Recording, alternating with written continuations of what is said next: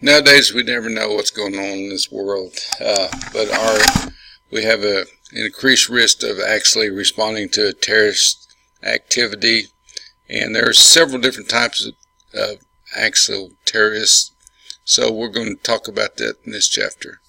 Be sure and review the National EMS Education Standard in this chapter, it will be on the next few slides. Hopefully not, but we may be called to a terrorist event during your career. It's kind of hard to plan for these, basically because we don't know what's going on, why they're attacking certain entities, but there are several keys, principles applying to every response. Basically, we're going to respond and do our best. We just got through with the instant command system, so remember that is a key component in responding to these, is making sure you set up IC. Basically what I want you to get out of this slide here is basically terrorism involves violent acts against person, place, property, everything, and this is basically in violation of any kind of state or federal laws, and it is intended to do damage to people or property. International terrorist action actually involves outside the United States. Domestic terrorism is basically inside the United States. The Murrah bombing building, the Twin Towers, all these were domestic terrorism. A lot of them were. The one at the Murrah bombing was an individual from the United States. As we all know, the Twin Towers was from a international terrorism group. So there's a lot of different types of terrorism groups out there, and their goal is to cause damage to person, place, and property. Basically, terrorism is to achieve a goal or bring a point to head to make sure that people understood that things are not right in their situation or the way they're being treated as a group. Some of these religious extremist groups are similar to some of the Middle East groups that think that we're all infidels and that we're not serving the right God, and they want to put their religious feelings or values to another population and to cause damage to those that are not. Extremist groups are political groups. They may include violent, separate groups and seek political, religious, economical, or social freedom. And basically the cyber terrorism, those are the ones that attack our technology and infrastructure and try to disrupt our whole society by changing our values. And then you have the single issue groups. These are the ones that are against abortion rights, animal rights, ecotransic values. Basically these are people that are actually terrorists that are concerned with how the environment is associated and what we're doing against the environment and causing problems with our environment. And weapons of mass destruction. These are situations where they instill bombs, hijack an airline and fly it into a building. Their basic goal is to cause mass death and casualties and property and infrastructure. Be nice. Doesn't sound right, does it? These are weapons of mass destruction or biological, nuclear, incendiary devices, chemicals, and explosive devices, all to create havoc and death and infrastructure deterioration. And this is other mnemonic for chemical, biological, radiologic, nuclear, and explosive devices. Explosive devices of weapons of mass destruction are the preferred method. It causes a lot of damage to property and people in the vicinity of the explosion. There's also chemical agents, blistering agents, respiratory agencies, nerve gases, and metabolic agencies like cyanide, which causes as you can see, most of these last three would cause respiratory emergencies, and the blistering agency would be more like a burn. Biological is basically a weapon of mass destruction by introducing viruses and bacterias and toxins into the community or into the area to cause damage by organism that causes diseases. But as we know, the only really recorded incident was Hiroshima and Nagasaki. Bombing with an atomic bomb is basically the only nuclear radiologic terrorism, and basically it wasn't terrorism, it was to stop a war. But there are situations now where terrorists have the expertise to use dirty bombs, and it can cause widespread panic and widespread destruction.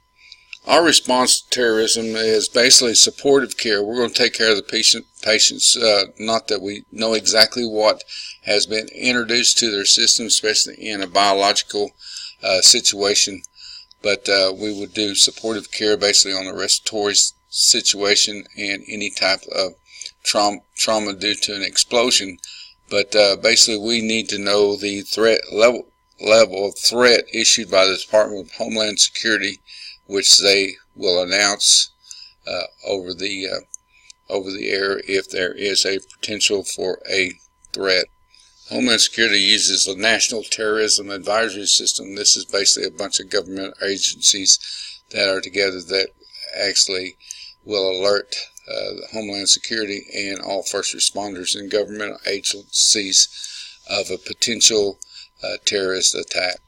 These are some of the observations that you need to put into place if you are responding to a terrorism attack: type of location, type of call, number of patients, victim statements, and pre-incident indicators. These are some of the facts that you will need to kind of understand as you're going through a terrorism call. Remember, as we talked about in ICS, we want to make sure that we are at a safe distance. If there is a potential for a terrorism attack or terrorism, we want to wait for law enforcement personnel. If you have any doubt, scene safety, do not enter. Make it safe before you enter. And of course, the best location is like in staging in a toxic gas spill, upwind and uphill from the incident. Always on a terrorism that you need to be aware of is the secondary device, which may explode after the initial trying to take out some responders to the scene.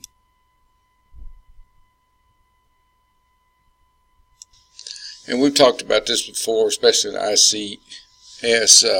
We want to make sure that we're protected. The best way is preventing is not to come in contact with it. So if the scene's not safe, don't enter. Remember, weapons of mass destruction can have contaminants that will have direct contact. Cross-contamination is basically what we're talking about as far as the hot zone, the warm zone, and cold zone. We will make sure they're decontaminated before we put them in a vehicle or a helicopter to transport them. We need to decontaminate the person, because cross-contamination does occur, especially in a confined space of your back of your ambulance. Just remember, responding to any type of terrorist attack, basically we're probably not going to be the first on scene, but if we are, notify the dispatch of the situation, the nature of the event, and any additional resources. Try to estimate the number of patients you're going to have. Upwind or optional route of approach will always be optimal. Establish a staging area, start setting up ICS, and remember, as in all situations, trained responders with the proper PPE are the only ones that are equipped to handle any of these scenes. Just remember, if you're the first personnel to arrive on scene, your responsibility is to start setting up ICS, and you may include medical branch director, triage, treatment, or transport, logistics, and will be in command. You can later relinquish this command to somebody of a higher authority or somebody that's more familiar with terrorist attacks. Situational awareness is a #1 goal, and it doesn't matter if it's terrorism or any other action as far as trauma or medical. You need to always be conscious of your area and be sure that you assess and reassess your scene safety. Scene safety, as far as I'm concerned, is the #1 reason to in complete control of all scenes. We talked about chemical agents in the hazmat section of ICU. Just remember, liquids or gases are dispersed to kill or injure, especially in a mass casualty incident or a weapons of mass destruction. So we want to make sure that our respiratory system is intact and that we do not use that sense as far as trying to figure out what the agent is that is introduced into the air. And we're talking about exposures to an agent. Basically, most of it is inhalation when we breathe the vapor in, but there's also skin contact where the agent is actually absorbed through the skin and can cause injury that way. Vesicants is basically introduced through the skin and it resides on the skin long enough that it produces a vapor that can enter the respiratory tract, usually causes burn like blisters, and then it attacks the respiratory tract, usually causes damage to damp or moist areas of the body. So proper PPE, long shirts, respiratory protection are valuable in these instances. These are some of the other signs of vesiculant exposure, basically irritation of the skin, burning and redness, and immediate intense skin pain can form large blisters. Skin will turn into a gray discoloration of the skin. Swollen or closed or irritated eye can cause permanent eye injuries, including blindness. So these are some components that you do not want to be in a compartment with those patients, especially since it produces a vapor off of the skin. Basically, there are several different kind of vesiculant components. This is sulfur mustard gas. I'm sure everyone's heard of mustard gas as far as military. Basically, it is brown, yellow, oily substance, very persistent, irreversible process of damage to the cells. Usually attacks the bone marrows and depletes the ability for the body to produce white blood cells. Mustard vapors can also be inhaled, creating upper and lower airway compromise. So this would be supportive care of the respiratory system, and definitive care is the only treatment for it. Lewis sites and phosgen oxime produces blistering wounds very similar to those caused by mustard. Produces immense intense pain and discomfort when contact is made. Of course, they may have the grayish colored skin at the contaminated site. Basically, antidotes for mustard or CX exposure, there is no antidote for it. Basically, the patient could inhale this and have an airway problem, so we need to support their airway. Basically, our transport decision would be to transport them to a burn center, which are more equipped to handle wounds and infection. Pulmonary agents are basically what it says. It's usually going to affect the respiratory system, respiratory tract, could damage the lungs and tissue, and cause fluid leaking into the lungs, similar to pneumonia. Pulmonary edema can develop and results in difficulty breathing because of the impaired gas exchange due to the fact that there's moisture in the or fluid inside the respiratory tract, causing pulmonary. Chlorine, which was one of the first warfare agency initiated, and it's going to affect the airway as far as irritation and choking sensation, and your patient will experience just about like any other respiratory problem with shortness of breath, chest tightening, hoarse or stridor, gasping or coughing, and pulmonary edema. Seems like all of them causes pulmonary edema. Phosgene, this is production of combustion of a material. Usually that you won't see a sudden onset. Initially or mild exposure may include nauseated, chest tightening, severe cough, dyspnea on exertion, and again, pulmonary edema. Basically, we're going to remove the patient from a contaminated atmosphere, be aggressive with our ABCs, be sure and oxygenate, ventilation, and suction are our primary goals. Do not let the patient be active. There are no antidotes. This is a situation where you may need to call or request ALS for intubation or advanced airway procedure. Nerve agencies. These are some of the most deadly chemicals out there.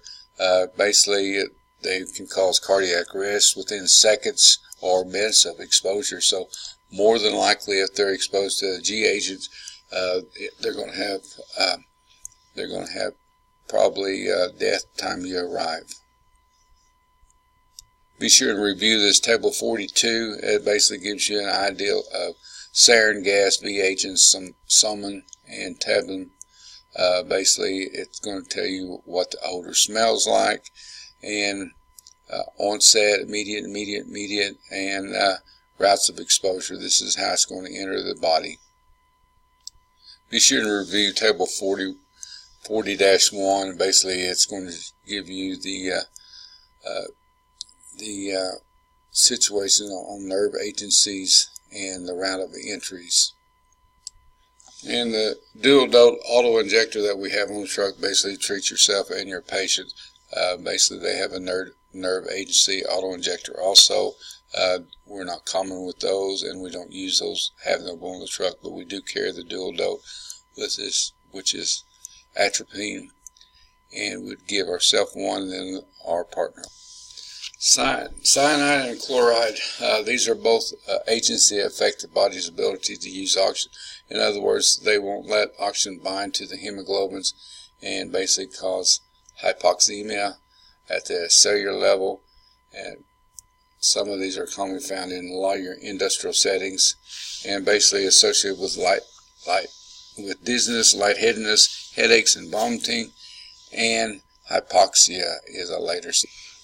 Metabolic agencies, high doses will produce the following: shortness of breath, gasping or respiratory stress or arrest, tachypnea, which means fast breathing, flushed skin, and tachycardia, fast heart rate. Can produce altered mental status, seizures, coma, apnea means without breath, and again later stage cardiac. Basically, a treatment for cyanide. Cyanide is basically we're going to be in a confined space, so we're going to remove all the clothing from our patient before we actually put them, make sure they're decontaminated. Basically, we're preventing off gas from the clothing that could affect us. We're going to support the ABCs. We're going to initiate immediate transport if an antidote by ALS is not available. Of course, biological agencies such as introducing disease or virus into the system, they may be spread in various ways. Dissemination is the means by which a terrorist will spread the agency. Just remember, a disease vector such as an animal that spreads disease to another animal. In other words, this would be somebody gets the virus, coughs, or sneezes and spins sputum into the air, atomized. It can affect a patient in the same room, and this is how it would spread. Just like we talked about in the animals, diseases able to spread from one human to another is called communicable, and basically it's the same way we spread any other virus, flu, coughing, tuberculosis, coughing. We're actually putting that disease or that virus or bacteria in the air. Usually what incubation stands for is the period of time that it actually takes for the virus to become apparent.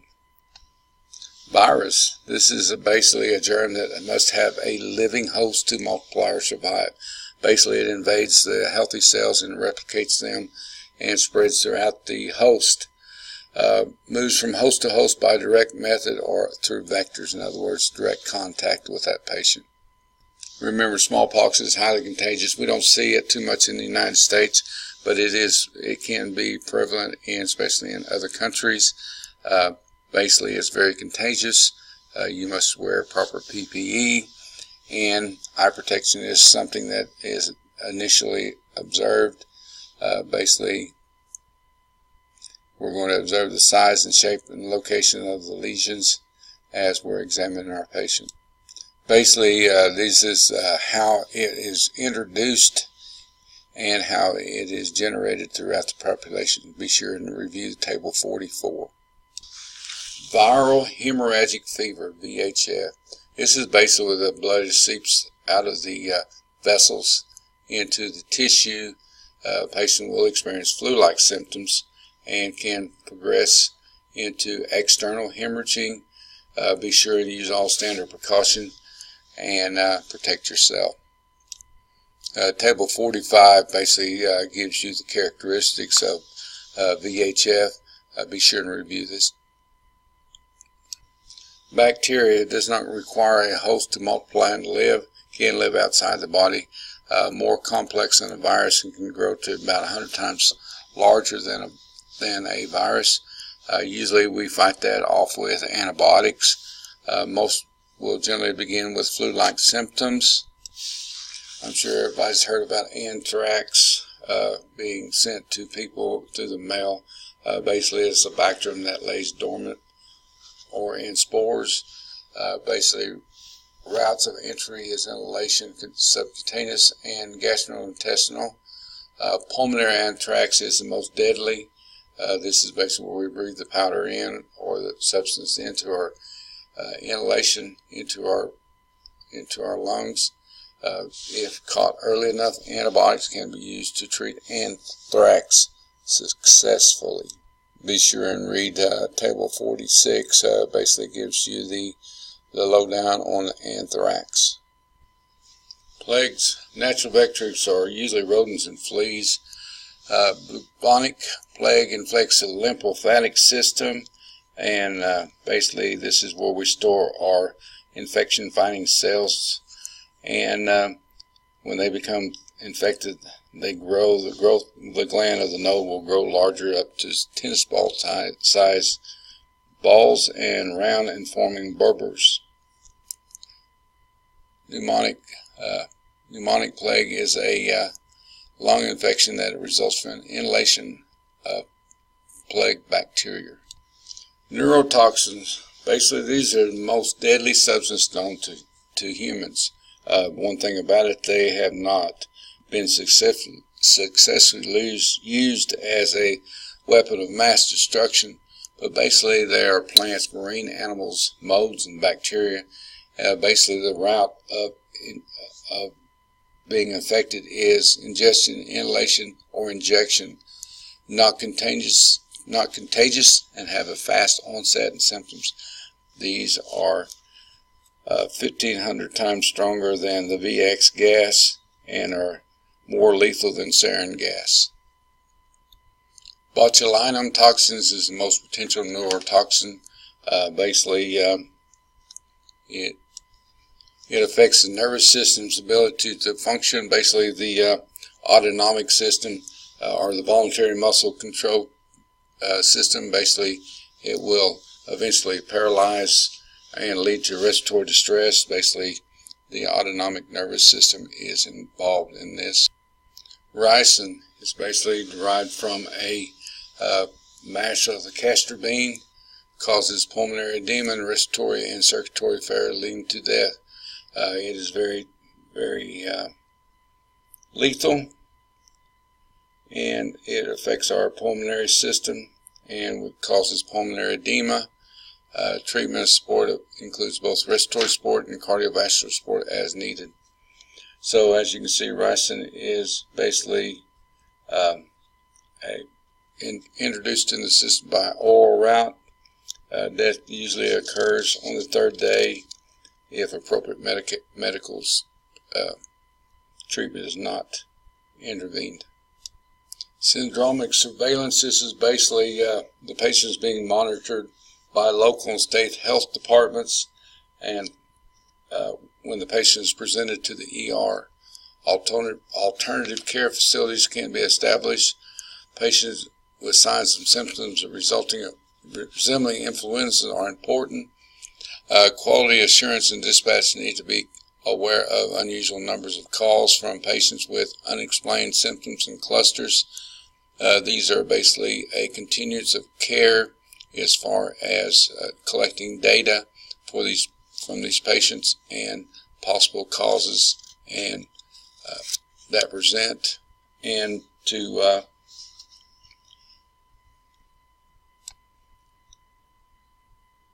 discover an outbreak at an early stage. And the point of distribution basically is these are put into place by the weapons of mass destruction or homeland security to have a stockpile of these antibodies or antidotes and vaccines or other medicine to be delivered. And basically that's what the push pack is. Basically they will receive that stockpile within 12 hours of anywhere in the country, depending on the situation involved. Ionized radiation basically is emitted with rays of particles. Basically the energy can be found in rocks, metals, radioactive material that emit a radiation. There are three types that we're concerned with: alpha, beta, gamma, which is basically what they use in X-ray, and neutron radiation. Alpha is the least harmful type. Basically a newspaper will stop it. Beta is slightly more penetrating, but usually clothing will turn it around. Gamma rays are fast and strong. Basically this is where we're going to use in an X-ray to look at bone structures for possible fractures. Neutron particles are the most powerful and require lead or several inches of concrete to prevent penetration. Once radiological material has been used, it remains is called radiological waste. These materials are found in hospitals, colleges, university, nuclear power plants, and chemical industrial sites where radiation is used. Of course, we talked about these already. Basically a dirty bomb can injure, and these are basically used and effective in weapons of mass destruction. As we all know, basically splitting the atoms causes nuclear energy, and it has a great amount of energy that can be supplied. Basically it takes the form of heat. Nuclear material is used in medicine, weapons, naval vessels, and power plants. As you can see, these will power naval vessels. Even submarines are nuclear now. Most all of your nuclear weapons are kept in secure facilities. Basically the likelihood of a nuclear attack is extremely remote. The more things that we might see would be a dirty bomb, and many small nuclear devices are really unknown. Special atomic demolition are basically designed to destroy targets such as important buildings, bridges, tunnels, and large ships. Some of these are believed to be missing. Information or updates on the whereabouts of these devices have not been made public. So basically these are out there. We don't know where they're at. Basically people can be exposed to radiation, and these victims are considered acute radiation toxicity, and it just depends on the exposure. and amount of radiation that actually has entered the body as far as the outcome of your patient. Table 4 to 11 are basically the signs of acute radiation toxicity, and they go from low exposure to severe exposure. Be sure and review this table. These are some of the things you need to be aware about patients that have been exposed to radiation. Not all patients are contaminated, but however their clothing may be, you need to, a lot of these will be treated by hazmat responders. Decontamination should begin before treatment. Be sure to treat ABCs, wear the appropriate PPE, and place all body fluids in container for proper disposal. So their body fluids could be contaminated, so we will make sure that we take care of that and don't expose anybody else. There is actually no personal protective equipment that we have to shield us from radiation. Just remember, the less time around it, the less you'll be exposed. Make sure that everybody is at a distance, and basically the best way to shield, thinking that it is the strongest form, and provide a concrete barrier to shield your partner and yourself. Incendiary devices basically used to start fires. Explosive devices come in various shapes and sizes, anything from a flamethrower to a mocktail cocktail, which is basically gasoline in a glass jar with a cloth fuse to ignite it and thrown. One thing that the military have experienced is the IEDs, which are basically planted to cause destruction of a motor vehicle or military as they are introduced into that situation. Always safely evacuate the area, and always look for a secondary device when you respond to the scene. And we'll talk about incinerating and explosive device as we move along in the chapters in our regular lecture. Basically, a primary blast zone is where the blast actually occurred. The secondary blast zone is basically from injury from flying debris, and of course the tertiary blast injury basically puts the whole body at which could cause impact from the environment being thrown against something or projectiles. Also can include crushing injuries. Quaternary blast, any other injury caused by the blast itself. The physics of an explosion, basically it is a solid or liquid in chemical converting to gas under high pressure. Usually will affect the airways, and basically it will be basically a kind of like a globe spherical blast wave. May cause flying debris and cause conventional blunt and penetrating trauma. So you need to be associated with those. Basically, it's going to be supportive care and taking care of wounds established, and like I said, it will affect the hollow organs more than it will a solid organ. And as I said in the last one, it will affect the middle ear, the hollow organs, lungs, GI tracts are basically susceptible to the pressure change. It can cause contusions and hemorrhaging from those locations. In worst case scenario, it depends on how close you are to the blast area, but blasting the lungs is the most common cause of death from a blast injury. We get down to the neurologic problems. Head trauma are a common cause of death from blast injuries, and of course extremity injuries including amputation are common. So as you can see, all blast areas are, especially the closest proximity to the blast area itself, can cause extreme damage to the human body. Remember, it's applied force to the body that can no longer sustain the energy transmitted to it. Be sure and go through this review and see how you do on answering the questions from this chapter.